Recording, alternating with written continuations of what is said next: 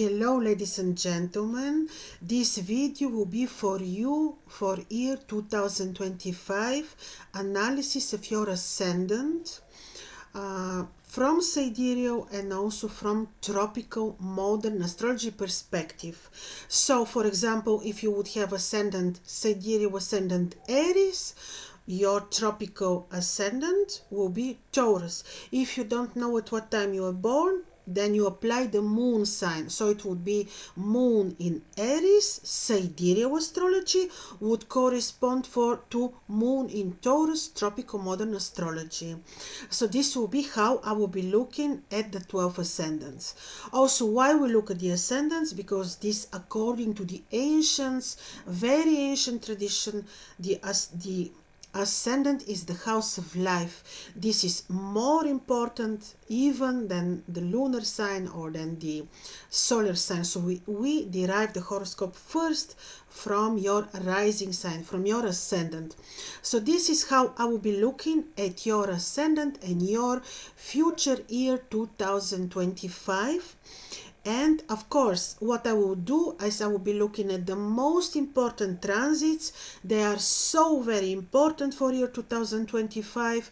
And of course, we'll be looking at the eclipses. They are also very, very important because in year 2025, the lunar nodes change positions and also with themselves, they take the eclipses.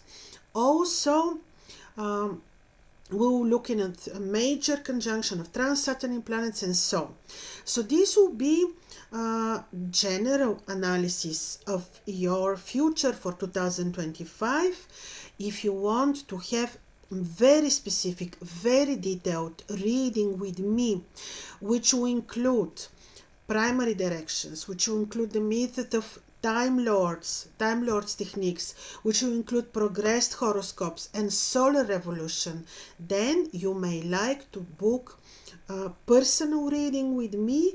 And for year 2025, you can find a reading with a discount, which is valid for the month of December and also January. So if you want to have discounted reading, detailed analysis of your future and of your natal horoscope, you may book such reading with me.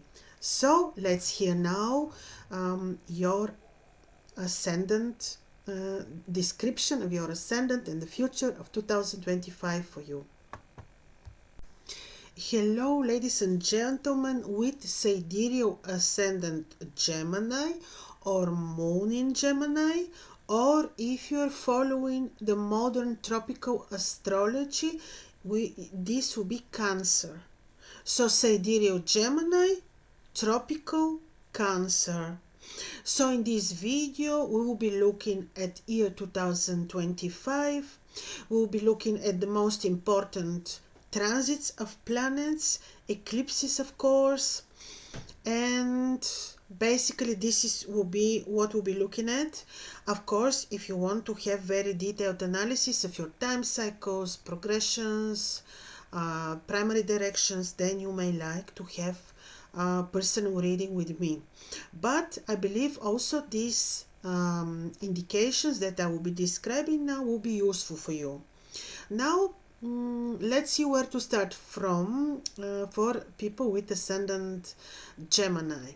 Now, first of all, when the new year, the new lunar year is beginning on the 30th of March, 31st of March, with the moment when the sun is entering the point of the equinox. I don't say vernal or autumn, because for the northern hemisphere is one, for the southern is another. So I say the equinox, so the moment when the sun is entering the point of the equinox, and then the first appearance of the moon is indicating how the year will look like.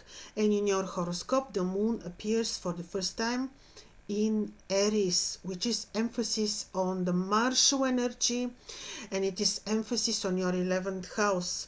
11th house is the house of your connections, house of your social circle. It is also the house of gains, communication with children, and this is emphasis on these areas of your life. There could be that you experience some changes. Also, why some important detail also happening on your ascendant is related to Mars, because on 7th to 16th of January, the retrograde in Mars is on your 12th house, but then on 17th of January, actually, oh sorry, I made a mistake, apologies, on 7th to the 16th January, the retrograde in Mars is in your second house. Apologies, this is your second house, and he will be moving backwards, retrograding. And on 17th of January, the beginning of the solar year, Mars is entering your ascendant. So he will be on your ascendant until actually quite some time. The direct Mars will leave your ascendant on 7th of April. So from 17th of January basically to 7th of April, Mars will be on your ascendant Gemini, and he will be retrograding until 24th of February. And he's changing direction in the 21st degree of Gemini on 24th of February. Let me tell you what it means. This is important for you because this is important degree. So Mars is turning direct from being retrograde on your ascendant on 24th of February. And this degree is where we have the star Vega from the projection, of course, of the star, and also very near is the star Sirius. This is a royal star. So these are very important, very benevolent degrees. When Mars turns direct in this particular degree, this is emphasis on this. This could be change related to your plans, to the people who support you. Could be that you lose some people and other will come. People who support you, because these are very benevolent, angelic, very benevolent light, if I can say so, degrees in astrology. And this is happening on 24th of February. Of course, this can be also related to some pain from a disappointment from people and so on. Approximately around this date, you may need to be a little bit more careful, because the energy of Mars is not always very predictable. I will remind to you what I mentioned few times in other videos, that the ancients would fear more Mars than Saturn, simply because Mars has this unpredictability in his character. So this is why approximately around this date, when he will turn direct, and because of the degree, you may need to be a little bit careful not to get into risky situations. Maybe be careful how you travel, how you negotiate, and things like that. On 7th of April, he's entering again Cancer, and there be a little bit careful not to make very impulsive financial decisions, for example. Be careful how you deal with family roots, family members, and so. So this is very important. Then before we go back to Mars, I just want to try a little bit to follow timeline.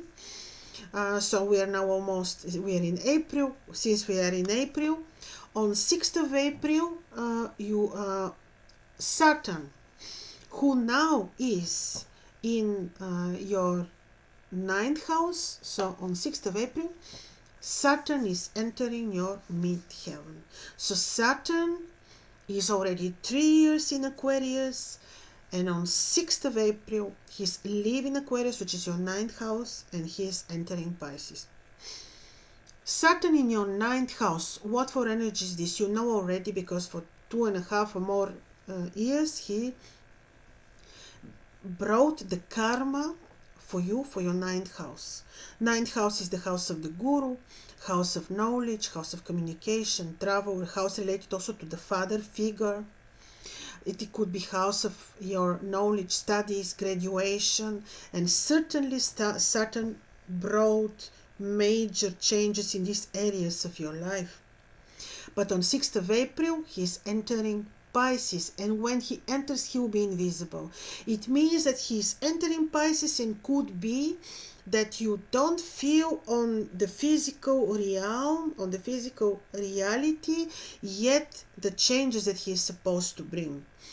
On the 30th of April, Saturn becomes visible for the first time, and then you may really see events taking place, especially related to your career plans, occupation, projects, a lot about your career.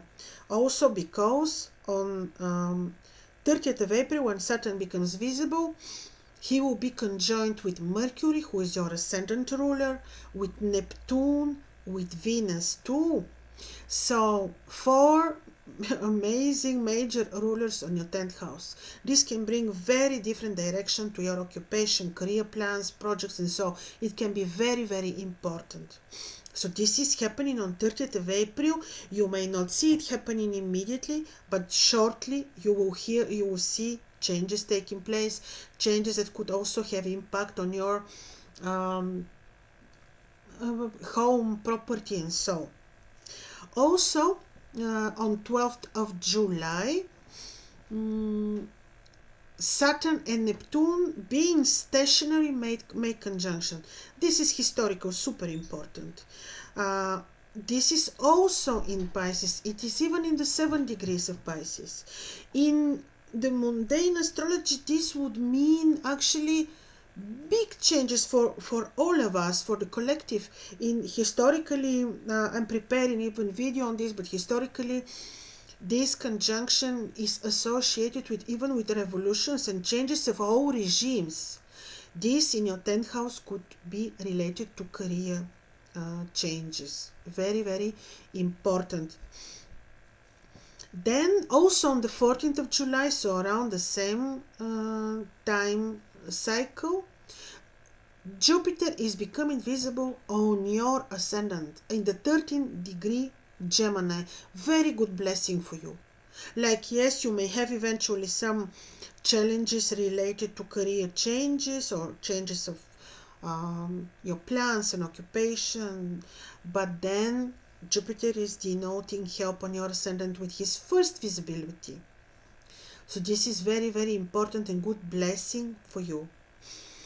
On 30th of July, Neptune conjoined Saturn, make opposition to Mars, who will be at that time in Virgo. So see, this is also a little bit enhancing the changes related to career, plans, occupation, and also home, could be home.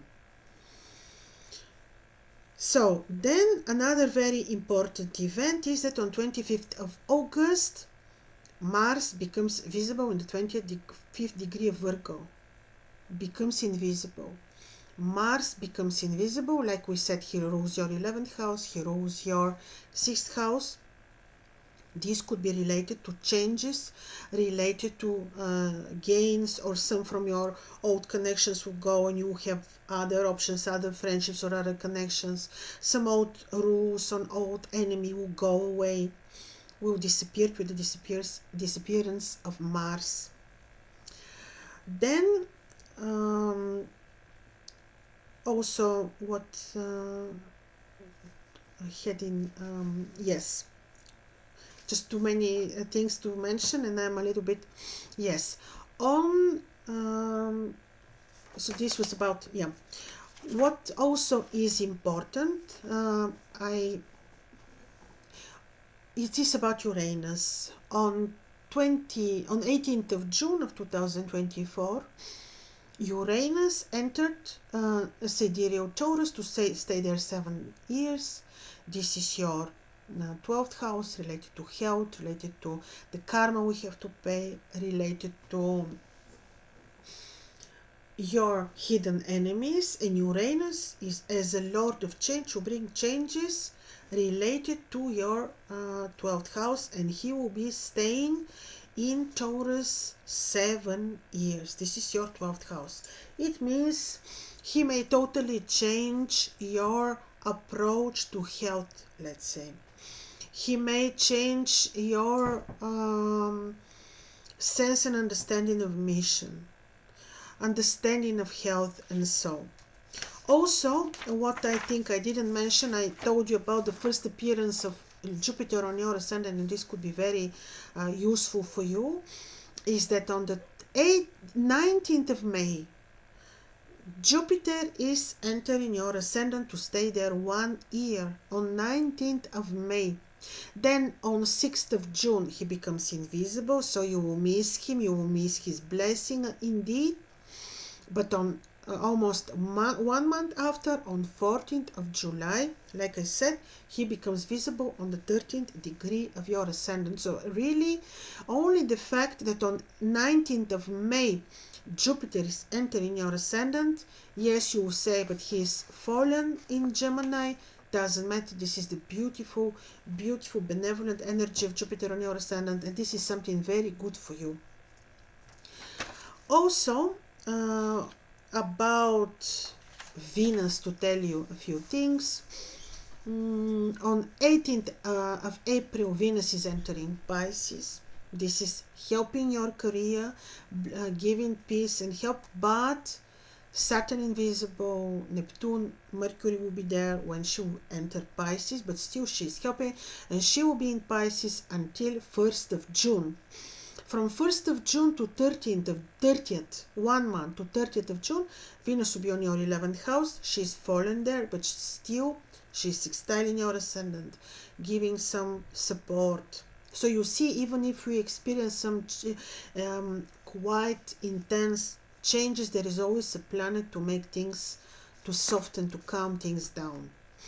So on 30th of June, Venus is making a conjunction with Uranus.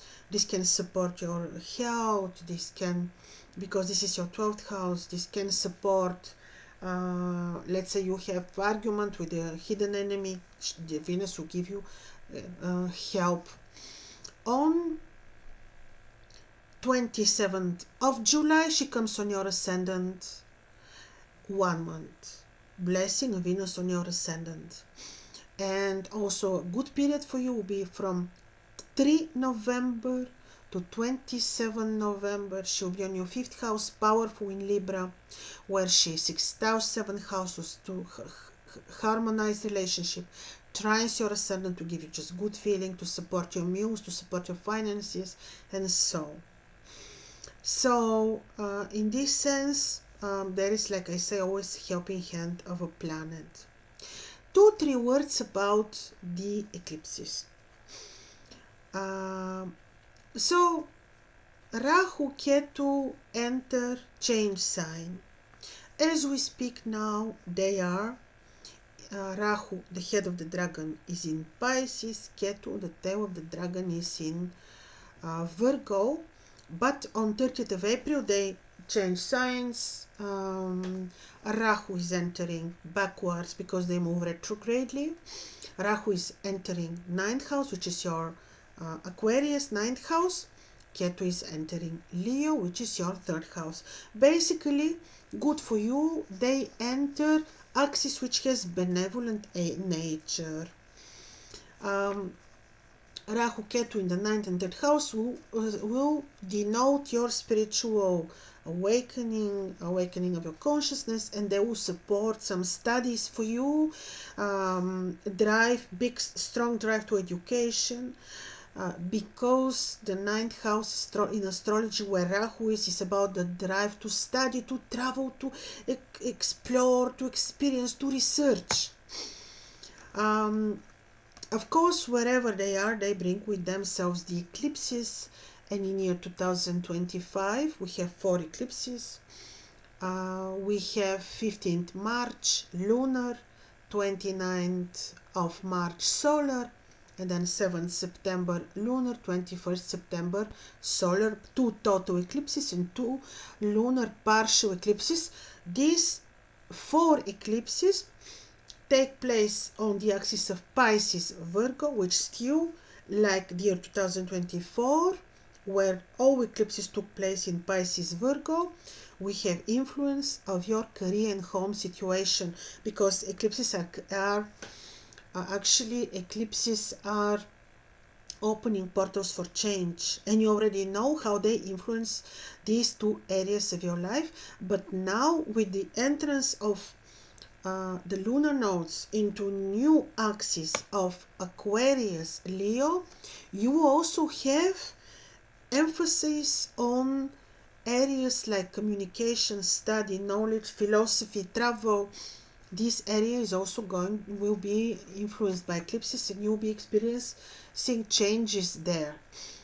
So could be that you find yourself very driven to some study, and maybe Rahu will give you the needed drive to complete important for yourself study, or to follow new spiritual philosophy and knowledge. And so important to tell you is, of course, when eclipses take place on such important axes, which could very possibly be both of axes could be related to your midheaven or lower meridian. This automatically become angular position in your horoscope, so position of great importance in your horoscope. This would show that yes, through knowledge, you will experience changes in your life, but this would also say that especially around the timings of the eclipses, and you know which they are. I repeat, 15th March, 29th March, 7th September, 21st September, 4 eclipses. So around these dates, 7 days before an eclipse, 7 days after, even, for myself, I tell you, I do 15 days before, 15 days after. Be a little bit careful, because this could be angular position in your horoscope, which would say new projects, travel, new education. Wait a little bit. Wait until the energy of the eclipses, the energy is gone, because this is a portal for change. So you may need to feel what actually the post timing after the eclipse will give you as change related to career, related to education and knowledge. That's why observe, feel, see what these energies will give you, what they will mean to you, and after that make decision for study, for career change. Be very diplomatic and careful around these periods in your career place, when you have to make decision related to new occupation, new plans, new business. Also wait until the energy of the eclipse is gone, because as you see, many important changes are taking place, and the most important, especially in your horoscope for me, is the fact that on 6th of April, Saturn is entering your 10th house, because there he has to fulfill the karma for your life, for your career, for your occupation. And it is never bad. We simply resist change, but it will be a very important period for you, which will bring maybe your plans, your occupation, your career totally to a new level. Of course, Saturn in Pisces works very delicately on a subtle level. First, especially while he will be invisible, we may not know exactly what he is preparing for us, and with his first visibility, we'll see actually where things are going. So don't worry so much. Connect with the planets. If you want us to have detailed analysis on your horoscope to see the time cycles, primary directions, progressions, then you can connect with me for personal reading. So I wish you to be brave, to be happy, and I wish you great 2025. All the best from me. Bye bye.